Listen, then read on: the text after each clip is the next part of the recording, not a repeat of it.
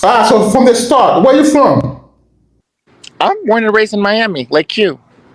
Really? Nice, Nice. nice. You live in paradise, man. Right? So you don't see a lot of people that say they're from Miami, born and raised. You see a lot of No, transplants. right. So how is it living there? The weather, the people, the party. Like, how's that? I mean, it's it's definitely hot. I swear to God, the temperature has gotten a lot hotter in the years. I'm 40, 42. Mhm. So it has gotten a lot hotter from what I remember as a kid. I went to school in New York. I came back, and I swear in the last 10 years, the temperature has changed. But the nightlife will always be the nightlife. The only thing I got spoiled about Miami, I could go to the club at 2 in the morning, and it'll still Uh-huh. be open till 5, 6. And then there's after hour spots that open literally around 7, 8 in the morning and go all Wow. day. Wow. Okay, okay. I feel old right now. Miss Kenny, Yeah. I got questions. What do you do to be up at 2 in the morning to go to the club? Usually you get to the club at 11. Huh? What do you do to stay up at night to be at the club at 2 o'clock? I mean, when you're okay, so I typically don't go early. So I'm sleeping before then. And then my friends know I'm good for sleeping. So they're like, hey, we're here. So I'll go around 1 or 2. So basically, I've had like a good 3, 4 hour nap. And then once I'm drinking, hanging out, and socializing, I'm a party. Like, I'm an extrovert, I guess you could say. What time do you go home then? The next day at 4 If p.m. it's like a weekend, if it's like a big event, I don't know if you guys heard of Space. It's pretty much open like all day. Right. So if we end up there, I'll party with my friends and like we'll club and go to Space. So probably like 7. Once I start seeing too much sunlight, I'm over it. Oh wow. But once I see the sunset, I'm like, Yeah. okay, I could deal Yeah. with that. Oh But once I'm wow. like leaving to go somewhere else and I see like the sunset, I'm like, oh no, I can't do this. Yeah. Jeez. We Oh are no. so old. Yeah, I feel so old right now. I mean, I clubbed in my 20s, but yeah, even then, I don't think, I mean, I saw a lot of sunrises, but yeah. But that was in the 50s and 60s. You know what I mean? Stop it. That was Stop it. before civil act right. I'm 3 years older than him, so Okay. I'm old. Yeah. Hmm. Oh, whatever. You're fine. I'm messing with you. All right. So, you do some wild stuff. You seem like maybe you're a little bit of a handful. Were you a handful as a child? I'm definitely the high energy out the family. I will Okay. say that.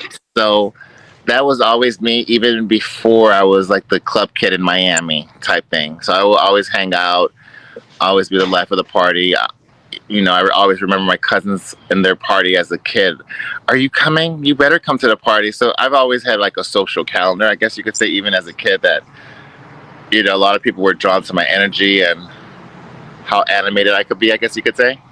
Yeah, you have great energy. I mean, just fabulous energy. Seriously. Thank you. Thank you. So how was your family dynamic? Did you grow up with mom and dad and sisters and brothers? I have 4 sisters. My parents are still married. They've been married for 55 years. Wow. So I have the traditional family background. We're raised Catholic Christian. Okay.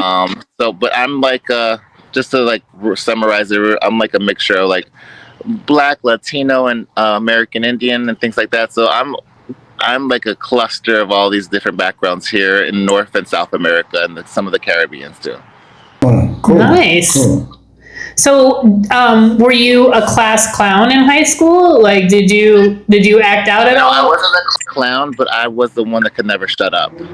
Oh, okay. Okay. So I wasn't the one making the jokes, but I was always the one talking and distracted, and then I would be missing out on things like notes and things like that during class. I surprisingly had a good 4.0 GPA, but I was the student with like in conduct A3F, like I'll get A's in the class, B 3 F. So I'll get 3 for effort because I'm always talking, and F for conduct because I can never shut up. That's hilarious. So you went to school in New York, college in New York then? Is that what you were saying earlier? I went to the New School. It's a small liberal arts college in New York, in the city next to NYU. I chose it because I was never good at math and science. I've always been good at history, writing. Like I'm the master bullshitter, procrastinator. Like I would be in college, and let's say we get the syllabus in the beginning of the semester. Like let's say school starts back then in New York. It started around September. I would be doing my final paper 2 weeks before it's due. No stress, and all the students would be like, "Yeah, I'm already done." I'm like, "Oh, I haven't even started. I don't even know what I'm writing about or what I'm researching." I was just That's me. but I always had a knack for writing, and I've always said this to myself. I wrote a book, never published it, and it's called Daddy's Only Queen. And in that, it talks about, being a brown, black kid of color, queer kid, growing up with like a conservative, like parents and things like that, that did not understand. But my dad was very accepting. So the joke in the family is like, yeah, he has 5 kids, but he would say he has 5 girls. So instead of saying he has 4 girls, that was a joke. But, my dad's very... even though he could be strict, like you can't walk out the house with sandals or shorts on. He's like that, but he's always been very accepting of me. That's wonderful.